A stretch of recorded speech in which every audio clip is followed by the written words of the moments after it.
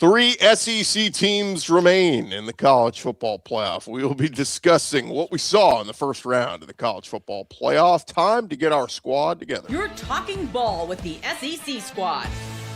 From Alabama to Tennessee, from Georgia to Oklahoma, from Auburn to Texas, it's the local experts of the Locked On Podcast Network bringing you scoops, breakdowns, and the most comprehensive preview of the upcoming SEC weekend.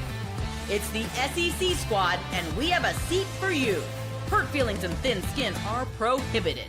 Squad up, you're part of the SEC squad. Hey, what's up, everybody? Welcome into our Sunday Squad edition, reacting to what we saw over the weekend. Today's episode brought to you by FanDuel. If you want to be right in the middle of the action throughout the rest of this NFL season, visit FanDuel.com. Place your NFL live bets all season long. Welcome in our squad today. We got Stephen Willis from Locked On Ole Miss, John Miller from Locked On Mizzou. I'm Chris Gordy, Locked On SEC. And guys, we saw a couple of exciting games, a couple of duds of games, but nonetheless, depending on who you're rooting for, let's get into the action. We had Oklahoma jumping out to an early lead on Alabama Friday night and then letting it slip away, and the Crimson Tide rolling. We'll circle back to that in a second. I was in College Station yesterday for A&M's just absolute nothing of an offense against Miami as they go down. And I want to start here because we got Stephen with us. The Ole Miss Rebels basically looking like a well-oiled machine. Lane Kiffin, who a lot of folks in Oxford are saying, because the keeping everything else together seems to have worked as they shellacked Tulane. Basically a repeat of what we saw earlier in the season, Stephen. Yeah, it's almost like a coach that spent 5.5 years at Alabama under the greatest of all time knows what he's doing in a situation like this. He knew that he needed to keep the systems in place. He knew that he needed to keep the continuity in place. And you saw that the players are more important than the coach when it comes to winning ball games. They're going to perform. They're going to go out and play for themselves, because the reality is, like, Charlie Weis comes to Ole Miss and for this game, and he calling that, and they asked Pete Golding in the press conference, were you worried about Charlie Weis Jr.? And Pete Golding said, not for a second, because think about this. Everybody has said for 3 weeks, this is Lane Kiffin's offense that they run. Well, Charlie calls the plays and always has. This is Charlie's one opportunity to go out and show that this isn't Lane Kiffin necessarily's offense, and that he is a pretty good football coach himself. And he went out there and the offense looked exactly the same. Honestly, Ole Miss was a sack fumble inside the 10-yard line away from winning that game worse than they won the first time 3 months ago. It was just a big thing. The pyrotechnics, the national anthem, everything was a big atmosphere. It was a celebration. It was a party by Ole Miss fans, and they deserved it. And especially after last year, because last year they had a 12-0 roster that they went 9-3 with. This year, they don't have as talented of a team, but they probably have a better team right now. Yeah, I'll just say this. I thought retaining, it is Pete Golding, right? I'm doing this off the top of my head. But I thought at the time, you know what? I don't know what this is going to look like for the Rebels in the long term. I thought short term, this is a huge win just because of what you said.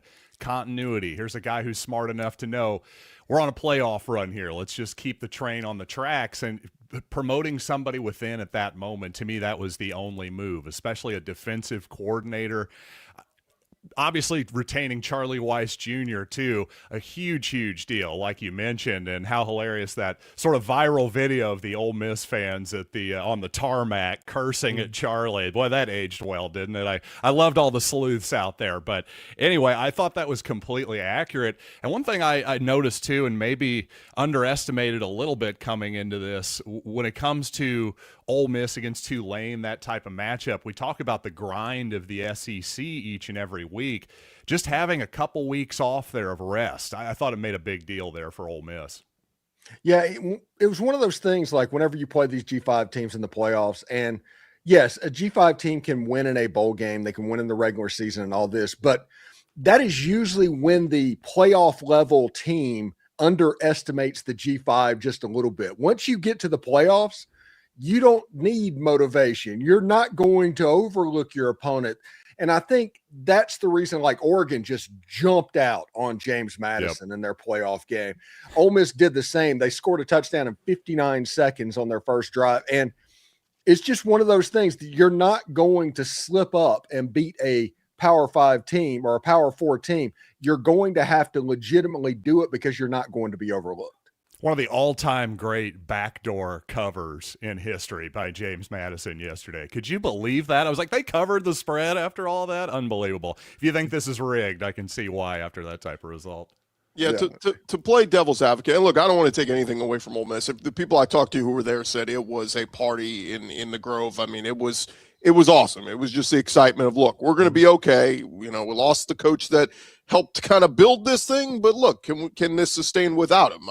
You know, it almost reminds me a little bit in different scenarios. When Nick Saban left LSU, Les Miles came in. People were like, I don't know if he's going to be able to sustain this, and largely he did. I mean, they got to a national championship and won it a few years later and all that. So it kind of feels like that, like rally around and let's do this. But devil's advocate, it was Tulane. They did beat the hell out of them earlier in the year. They did it again.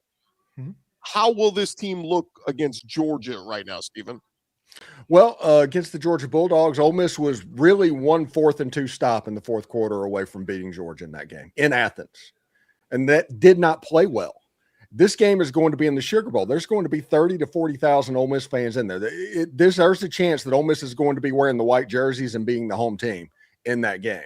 So you don't have to worry about a fourth quarter where Trinidad didn't particularly play well. If you remember and think back of that game, the crowd kind of got to him a little bit. He missed some passes that he was making just a couple of minutes earlier. I think Ole Miss is going to be in a better shape because the atmosphere is going to be fun. All of this played well together, like Ole Miss and Georgia matched up very well. I think this is the game of the quarterfinals, and I think it's going to be an incredibly fun one to watch because Georgia, if they beat Ole Miss, they are probably, in my opinion, the favorite to win the national title. They are an unbelievably talented football team. But Ole Miss just has something right now, and it feels remarkably similar, especially to Ole Miss fans, to the run that Ole Miss made in Omaha in 2022. There are some serious vibes going on right now about similarities of that. This is going to be a really tough game, and I think if Ole Miss can get past Georgia, Ole Miss might win it all, seriously. I mean, weirdly, with Lane Kiffin gone, it does galvanize your locker room. And as great of a coach as Kiffin is, I think everyone respects him, especially as just a pure X's and O's guy. Again, if we're so deep into the season here, it's not that hard to imagine that you can just keep the basic structure of what Lane has built already. And I don't even feel like that's trying to take anything away from Lane. Again, just short term here. I agree with you, Stephen. I think Ole Miss is a real threat here because we saw them play Georgia in Athens, like you say, very competitively. I think Ole Miss is being a little bit overlooked here. Yeah. Yeah, and again, it will be a fascinating game down in New Orleans. To Stephen's point, you know, I'm actually was planning to already be in New Orleans, so going to be at the Sugar Bowl. It's always one of the best bowl events and everything leading up to it, the parade and everything else, but those hotels, go check out those prices today. They're going up and up. There's a lot of folks going to be trekking down from North Mississippi, West Tennessee, all those different areas going to be trekking over to New Orleans for that Sugar Bowl. And look, Georgia travels well in itself, but there's that hunger for this Ole Miss fan base that hasn't had this before, that they are willing to shell out whatever it takes to get down there. So it's going to be a lot of fun. Yeah, there's second mortgages being taken out right now. They're going to serious. I am dead serious about that. They're going to find a way to follow this run all the way to its conclusion. Yeah, I'm a Kansas City Chiefs fan, and obviously our run might be on the downslope right now. I'll just say, as time goes along, yeah, those Super Bowls, the desire to go, hey, I've already been to a couple. Do I need to go to the fourth or fifth one? Georgia fans are fighting that human nature a little bit, I would say. Yeah, I think Georgia was in the Sugar Bowl just last year against Notre Dame. Exactly. That's like, okay, right. Here we go again. Exactly. Whereas like Missouri was in the Sugar Bowl in the LBJ. No, before that, like the Kennedy administration or something like that. So right, exactly. A whole different level of excitement, obviously. And so many fun fun storylines. You're gonna, the Mannings and their connection to the Sugar Bowl. The Manning Award is presented, on behalf of the Sugar Bowl. So you're gonna have Archie will be down there and the whole Manning family. Eli, I know, was at the game yesterday, so you'll have that connection. Pete Golding being from Louisiana, getting to come back to the state. I mean, there's just going to be so many fun storylines in this one. Yeah, it should be a lot of fun. And it's kind of funny that the moment Lane Kiffin gets out of the picture, all of a sudden the Mannings are all over the place. Archie's speaking with the team. Eli's at the game. Going back to the Peyton, Tennessee thing back in the day, I think there was a grudge that was happening at that time. And it's going to be great. This is like the 11th Sugar Bowl that Ole Miss has gone to in their history. That, like, Georgia has gone to 12. I mean, it's in this game, it's a very historic thing. And Ole Miss fans, because of the gap that they had from 1970 to 2015, there's a specialness of an urgency and all this that has been put on the Sugar Bowl. It is a massive, massive deal for Ole Miss to be playing in this particular game. It doesn't matter which of the other 7 opponents it is. Playing in this game is a huge deal. Yeah, it feels very non-traditional, of course, but hey, you win the game, you still get that Sugar Bowl trophy for your trophy case, don't you? I mean, I think those, like flags fly forever, trophies stay in the case forever too. By the way, have you guys seen the line for Georgia Ole Miss yet?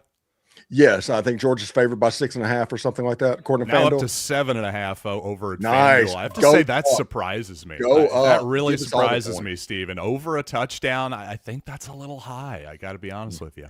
Georgia's playing well. They are playing really well right now. I don't think it can be understated exactly how much improvement they have made in the last month and a half of the football season. This is going to be a very tough game, but I'm going to say, go off of that environment when they were absolutely up to play. It was a tight, competitive ball game for 4 quarters, and it's going to be again. I just think 7.5 to me, that's more of an Athens line than it is a New Orleans Sugar Bowl line. I think on a neutral field, especially like what we just talked about, maybe leaning more toward an Ole Miss crowd, it's just a little high to me. Georgia travels well. Georgia travels well. So, I'm just saying it'll be 50-50, I think, at worst. I mean, neutral field, I think will be very neutral. One more, Steven. What's the thought on the health of both the starting quarterback and the starting running back? We saw Trinidad kind of get shaken up. He came back in. Kewan Lacey got hurt, left, came back, and then left again. Where do you think their statuses are? Trinidad Chambliss, they were testing him for concussion, which he passed. So he came back in the game. Trinidad's fine. He's going to play all good. Kewan Lacey, one of those running back shoulder type deals. He refused a brace or a cuff at halftime, came back in, kind of re-aggravated the same thing. If he wants to play, if he is down with going, Kewan Lacey is going to play against the Georgia Bulldogs. It's not anything that's going to keep him out. It's going to be a lot of fun, and like I said, I'll be down there, and a lot of Ole Miss fans will be down there, and a lot of Georgia fans will be down there. They're hungry for it. Look, Georgia, it's been a couple years since they've won a national championship, right? That fan base needs a championship, So no, it's certainly going to be a lot of fun. When we return, guys, let's. You got any other thoughts on Ole Miss, Steven, before we roll on? I'm just very excited. I've got, as you can see, all of my playoff gear starting to come in. It's been pretty slow. So coming up to the Georgia game, we are going to have a good time enjoying that, because no matter what happens from this point on, this is an amazing season for Ole Miss football, and it's a free shot against the Georgia Bulldogs. That is a red shirt, right? Somebody said yes, orange. it is. Yes, it is. Okay. Yeah, it's red. Like, what is Ole Miss orange? Need some color correction post here. I've got different color lights around for the effect for my show, and sometimes that affects the red. It is what it is. All right, when we return, we'll switch gears. Let's talk about the Tide rolling in Norman on Friday night. With that, we'll get to that coming up next. Well, first, guys, NFL Sundays move fast. We got one today, and one big play. Suddenly, everything feels different. You can make it even more exciting with live betting over at FanDuel. So exciting. You're not just watching the game, you're reacting to it in real time. With FanDuel, you can place bets as the action unfolds, every drive, every momentum swing, every highlight moment. And look, they got all the college action up there as well. We got the playoff lines are up there. All the NFL action, live spreads and money lines adjust instantly. Player props update as guys heat up throughout the game. You could bet the next touchdown score, drive results, totals, whatever it is. If you want to be right in the middle of the NFL action throughout the rest of this season, visit FanDuel.com. Place your live bets all season long. It is FanDuel. The game moves fast, and so can you.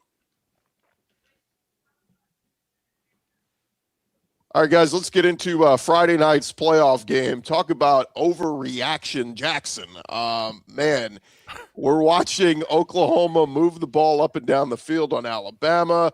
They're scoring points. It's a 17-0 lead, and you're like, I mean, everyone on social media was burying Alabama. The Tide should have never been in this playoff. Kalen DeBoer's a fraud. This team's a joke.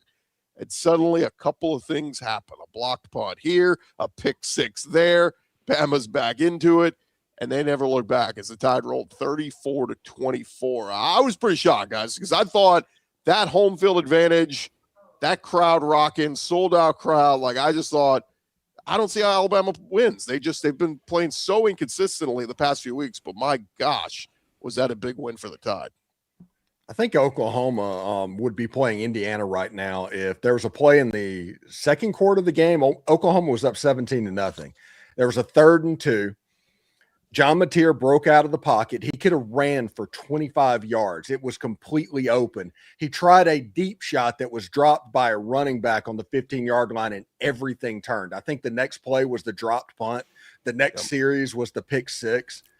And at that point right there, you could literally see Oklahoma kind of peeing down their leg with what was going on, because when Alabama gets going, there's two schools in the SEC that when momentum truly gets on their side, it can be a problem, and Alabama's one of them. And once they started stemming that and affecting the crowd, Oklahoma got really tight because they knew what was coming. And at that point, it was on Oklahoma to make an offensive play, which honestly they haven't done all year, which means Alabama just was able to come back and take care of business. It was a heck of a day by Kalen DeBoer, because everybody said in the first quarter, there was like, oh, Michigan interview. They were making all those jokes online. By the end of the game, all those same people were being pretty quiet. Yeah, I don't know who was more cocky up 17-0. It was either Notre Dame, whoever's running Notre Dame social media, or it was the combination of Brent Venables and John Mateer. Because to me, when you look back at this ball game, you got a 17-0 lead, and yet somehow you made John Mateer throw 41 passes to Ty Simpson's 29. You look at, he carried the ball 19 times. Of course, that includes sacks.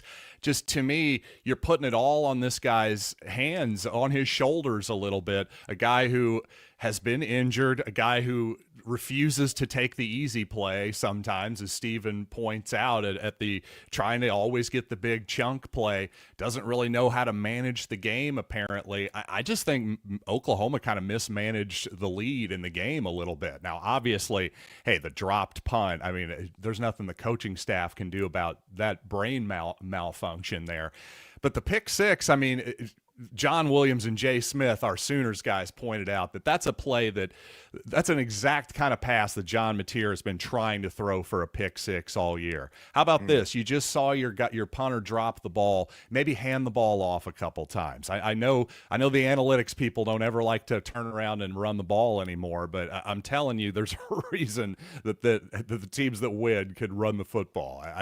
I truly could not believe how much they put of that game on John Mateer's shoulders. That was my biggest reaction.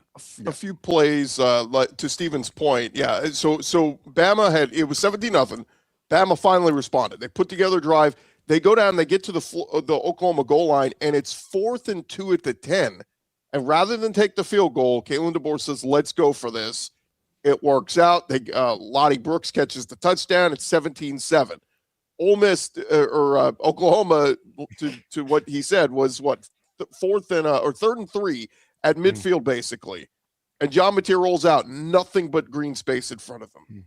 And then hits a wide open running back, drops the pass.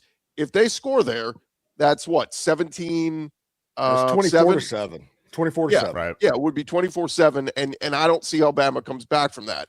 Instead, the drop punt, I mean, it's just, there's so many plays here. Even right before halftime, what y'all were just saying, it's 17-10.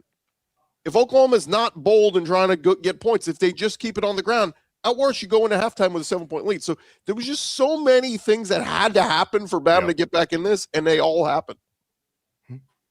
Yeah, the only thing that was crazier that I saw yesterday was the Bears come back against the Packers. I mean, that was about the only thing that I saw was less likely. But I like that you brought up Lottie Brooks. I mean, he was incredible yesterday. I mean, Ryan Williams is a guy who's been kind of MIA all season. We've heard a lot about Jeremy Bernard and Josh Cuevas, but to me, Lottie Brooks was absolutely incredible yesterday.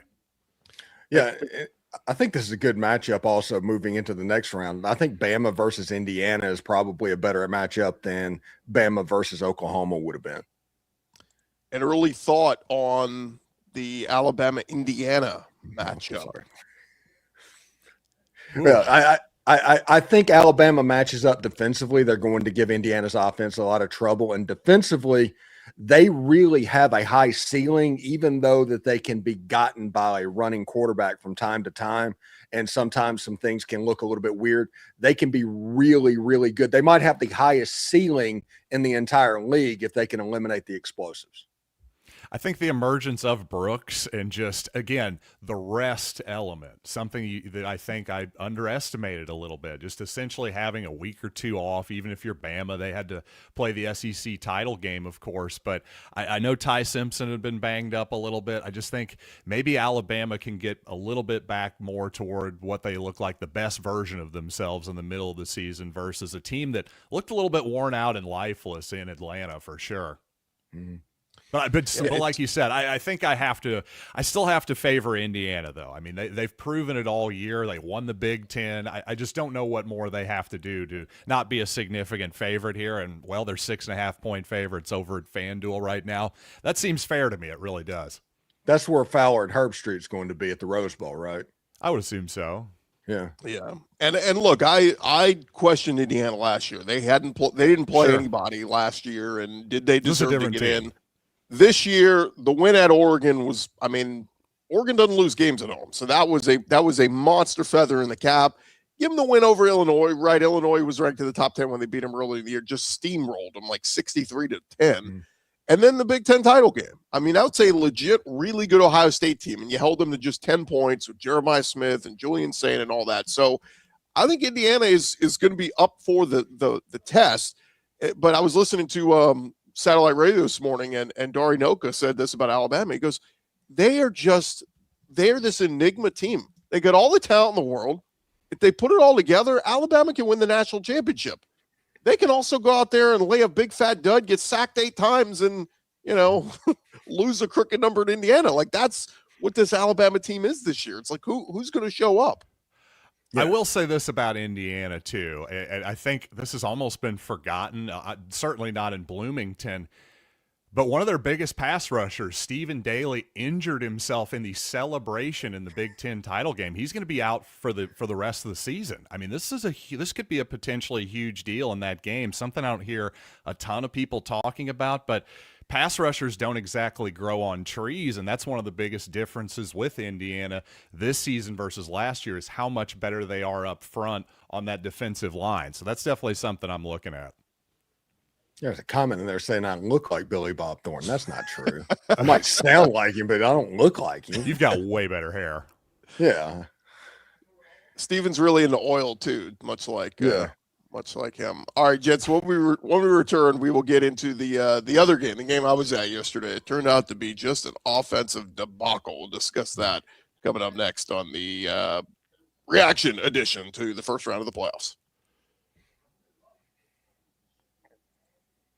Hey, first, guys, there's nothing like college football season. Of course, all the different playoff games happening. And if you want to actually get tickets, that part can be frustrating, but not with our friends at Gametime. Gametime gives the advantage back to fans. It's the easiest way to unlock amazing college football tickets and experiences in just a few taps. You open the Gametime app, you look at the upcoming college football games, and you're going to be surprised how fast it will be to find great seats, whether it's the Sugar Bowl matchup, the Rose Bowl matchup, want to get an early jump on the national championship. The app is currently is incredibly easy to use over Gametime. You'll go from browsing to buying tickets in just minutes. Seeing college football tickets starting as low as $25. Make it easy to plan a game day trip, and knowing prices include all fees up front makes the whole process stress-free.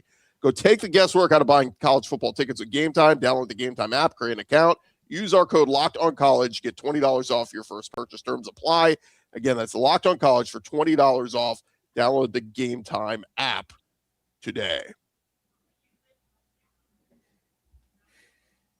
Hey, real quick, guys, do want to remind our listeners about our Everydayer Club. Thank you for making us your first listen of the day. If you haven't already, go check out our Everydayer Club. You get access to ad-free audio feed on whichever Locked On show you're looking for. It's compatible with Apple Podcasts, Spotify, and every other major podcast app. And you get an invite to the members-only Locked On Everydayer Club Discord server, which includes a group chat just for listeners of whichever show you're looking for. And, of course, if you do it for an SEC show, you get access to our SEC chatter as well. You can check that out at lockedonsec.supercast.com, lockedonmizzou.supercast.com, lockedonolemiss.supercast.com if you're looking for any of our shows. All right, gentlemen, the other big game of the weekend yesterday. This is the game that I thought should have been in prime time. It sucks that we got Oregon James Madison last night, but it was number 10 Miami at number 7 Texas A&M. I was there. College Game Day was there. All the fanfare, the excitement, everything in the buildup. And my God, we found ourselves in a 0-0 game at halftime. Points were at a premium. The first touchdown wasn't scored until the final minutes of the game. Miami pulls it out 10-3. But what did you guys make of this? I saw Josh Pate in the press box. I said at halftime, I said, "You're probably enjoying this, you sicko." He's like, "Oh, I'm drooling watching this." I'm like, "Yeah, I bet you are." But what did you guys make of it? I think it set offensive football back about 45 years. I mean, it was pure 1980s football. I halfway expected Bear Bryant to be going against somebody else, and he's like Vince Dooley in the late 70s, early 80s national champion. That is what that game felt like. And I understand the elements were there, and you said the wind off air was swirling in the stadium and all that. It was two teams that were basically doing a clinic on how not to play special teams, and then Marcel Reed just threw interceptions at the exact wrong time.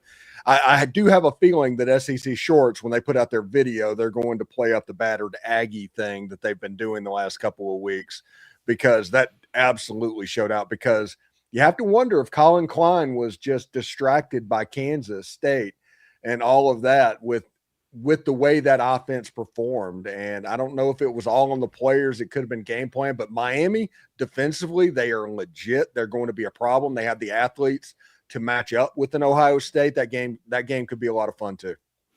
You know, you were saying Josh Pate seemed delighted in the press box. At halftime, it really seemed like Mike Elko was kind of delighted too, just that halftime interview.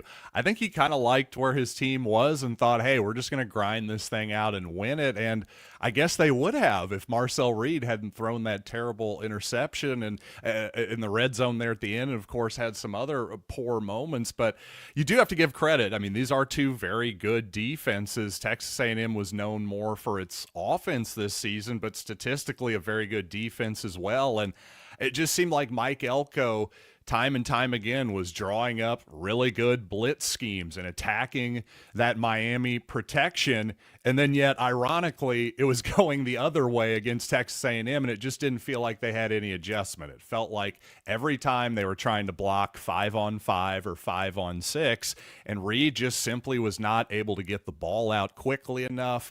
They weren't able to the A&M receivers, which are very, very good, weren't able to separate enough, at least not against that Miami defense, which was clearly playing into that wind a little bit and playing tight coverage, I thought, and kind of daring A&M, hey, throw the ball over the top against that 25-mile-an-hour crosswind downfield. Let's see how that goes. And I think they hit a couple of them, but it seemed like, boy, the risk-reward calculation by Mario Cristobal and the Canes, I got to give him a ton of credit there. I thought they had an unbelievable game plan that obviously they executed well, which against what was thought to be one of the best offenses in the country. I think A&M, maybe the last few weeks or so, I think that Secret was maybe out a little bit.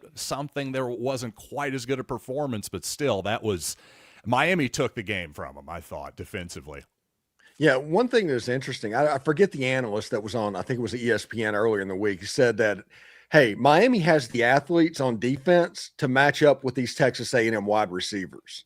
And that was going to be a major thing. And they absolutely did that. They completely took away the Texas A&M passing game.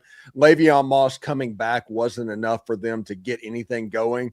And it was just a poor performance by Texas A&M's offense. And I do genuinely feel bad for A&M fans and what was going there. But yeah, that was a bad look. I do like where Miami is for Ohio State. That's going to be a fun matchup whenever that happens in the Cotton Bowl to see how that goes. But let me defend Marcel Reed a little bit, because I saw so many people, at least on my YouTube comments, on Twitter, saying, "Oh, this kid sucks. He can't throw," and all this. I'm going, wait a minute. He's 20th in college football in passing yards. He threw for 3,100 passing yards this year, 25 touchdowns. Mario Craver and Casey Concepcion made him a passer this year. Last year, that was true. He couldn't throw last year. He was just a runner. They got two big-time pass-catching weapons with him this year. He just had a really bad game. I mean, there were plays where he had a receiver wide open, and he just threw it at their feet, or it was just a bad throw, and so he had a bad game. And look, Miami was maybe to give them credit for it, but it's funny how many Miami fans I saw going, "Why aren't we running Mark Fletcher more?" It felt like every time Fletcher touched the ball, he was his mom was saying it, that's for sure. She was going, "Give my boy the ball." She was right. It was working. Yeah, he was either breaking a big run or like trying to break a big run where he's like dragging Aggies behind him. And so I thought that was a little bit surprising. But go ahead, John. Oh, no, sorry. I wasn't going to say anything. What I was going to say is, as we kind of start to turn the page here and look ahead, because look, I was on the field right after. There was a lot of Aggie players walking off the field crying. I mean, the fans were chanting for Mario Craver. He's coming back next year. He's already announced that. Marcel Reed in a podcast announced he's coming back next year. So if you look at A&M next year, it's going to be different because they're going in-house. Holman Wiggins is going to be their OC. The Colin Klein's gone. I just wonder what's that next step for A&M. Look, they got all the money in the world to go buy through the portal and do what they need to do, but it almost feels like nothing against Holman Wiggins, but I want to bring in a quarterback coach that can come in and own and really get the best out of Marcel Reed next year. Yeah, and you might need to honestly pull what Lane Kiffin did at Ole Miss the last couple of years and maybe try and recruit over and find the Spencer Sanders to push Marcel Reed or take the job himself. This is two bad games in a row for Marcel Reed, because this game happened to where the fourth quarter was bad, but let's not forget about the Texas game. They kind of fell apart in the fourth quarter of that game as well. I mean, Marcel Reed has all the talent in the world, especially running the football. I thought his escapability and pocket presence and all that got them going a little bit early on in the game. They just couldn't put first downs together, and since nobody could kick field goals in this game, which was utterly freaking ridiculous, you get this abomination of a football game that we ended up having. But can you imagine if it was 2G5, if it was James Madison and Tulane playing that game? Can you imagine what social media would have been like? Yeah, we wouldn't have been given as much credit to the defenses, that's for sure. Well, I'll just say this on Marcel Reed. I put him honestly in the same category as a lot of college football quarterbacks who in the above average category. But to me, it always comes down to what can you do when it's not so easy. Almost everybody in the SEC level as a starter is going to look good when it's 2nd and 2 and you can roll out on a play action pass, or you've got every option in the playbook. But what about when it's 3rd and 8? That type of thing. And what about, by the way, when coverage is tight? And that's what I saw against Miami, because a lot of quarterbacks, when almost all quarterbacks really, even saw this with Patrick Mahomes a lot this season, when there's tight man coverage out there and there's really nowhere to go with the football, no obvious places to go with the football, no open seams in a zone, that type of thing. Well, what do you do? What is the answer? Well, for Marcel Reed, mostly, I'm going to take off and scramble. When that works, it looks good. When it doesn't, well, you saw what the A&M offense looked like. Again, I just think when you overwhelm teams like Texas A&M can against teams that they're better than, well, yeah, Marcel Reed's going to look great. When you play against a team like Miami or a team like the Texas Longhorns, it's a little bit different of a story, isn't it? When those windows get smaller. Exactly. Yeah. Well, it just kind of spawned, and as we kind of start to wrap up here, guys, I did want to open the topic of, we know Marcel Reed's coming back. At least that's what he said. We'll wait for, I'm sure he'll do some big grand announcement on social media. And the new verbiage is they're negotiating, right? They're negotiating a new deal. They've worked out a new deal to keep him. Okay, great. But John, your guy, Bo Prabula, I think shocked a lot of us in announcing he's going back to the portal. So does Mizzou stick with Matt Zollers next year? Do they go back to the portal? It just kind of opens up an avenue. And this morning we saw Ashton Daniels at Auburn. He's in the portal. So does that mean Deuce Knight is there? Or is Byron Brown still maybe coming over from USF? It's just the landscape of the quarterbacks in the SEC next year is very much up in the air. Totally. Yeah, I truly don't know what Missouri is going to do. I could see them rolling with Zollers, and I could see them absolutely trying to get one of these top guys. The more I think about it, I think they probably will be a real player for one of those top-end quarterbacks. But we shall see, because you brought up Prabula. I think one of the reasons he's not back at Missouri probably is price point. It'd be one thing if, hey, we'll bring you back at a lower price, but, there's probably some teams out here that are more interested in him maybe than Missouri. Maybe that's a reunion with Penn State. Maybe that's a reunion with James Franklin down at Virginia Tech. We shall see. If he doesn't go to either one of those places, I'll be really interested to see what his market is. That's for sure. I will say this about the transfer portal. It is wonderful for content creators because the month of January is going to be absolutely nuts. Well, give me a thought on your team, Stephen, because we saw several Ole Miss players announce they're coming back next year. Terry and Perkins, re-ups. I'm coming back. At Will Eccles, I'm coming back. Mm-hmm. Trinidad Chambliss fighting for that extra year. We don't know if he'll be back. There's rumblings Lane may pull him to LSU. Where does Ole Miss go? Do they double down on Austin Simmons if he does leave? I think the quarterback next year for Ole Miss is either going to be Trinidad or Austin Simmons. It's going to be one of those two. I think they're going to end up losing Kiwan. Kiwan is going to make some money after this season. That somebody is going to pay for that, and we'll see how it goes. I do think that Ole Miss is going to be able to retain a lot of the pieces that made them very good, especially on the lines of scrimmage. I think Will Eccles next season has a chance to have a Walter Nolan type year. I mean, he was basically an All-American this year. I can't imagine how good he's going to be next year. We'll see. I haven't dug into personnel for 2026 too much because we're still doing 2025. And that's kind of where my focus is. But once the transfer portal window opens up on January 2nd, you can kind of start doing that calculus because you see who's getting into the portal and what you need. Somebody asked me, is Gunnar Stockton back at Georgia next year? I said, where's he going? I don't think he's done enough to wow NFL scouts. Yeah, he's had a great year, but I think Gunnar Stockton's a lock to be back. And then the other one is Ty Simpson. He's getting talked about as a first-round pick potentially. If he goes, Bama they've barely even played Keelan Russell, or is it Austin Mack? I don't know. That it's just going to be fascinating looking ahead to next year, whereas a lot of SEC teams already are. Who's going to be Florida's quarterback? That's a whole other one too. So all offseason to dissect it, but I just thought that was topical given John's quarterback entering the portal and today Auburn's starter entering the portal. So we'll see how it plays out. Last thoughts, guys? I just think Ty Simpson's probably going to go to the draft. It seems like everybody else is coming back to school. If I were him, this seems like my moment. I would definitely go in if I were him. And to the idea of, hey, where's Gunnar Stockton going to go? That was kind of my reaction when I heard about Marcel Reed saying he was going to come back too. I don't see him as an NFL guy or anything at this moment. And again, was he going to go to another school? I mean, Texas A&M will pay to keep him around. So, yeah, that was a pretty non-shocking development there. Yeah, of course, the biggest one will be Arch back at Texas. But go ahead, Steve.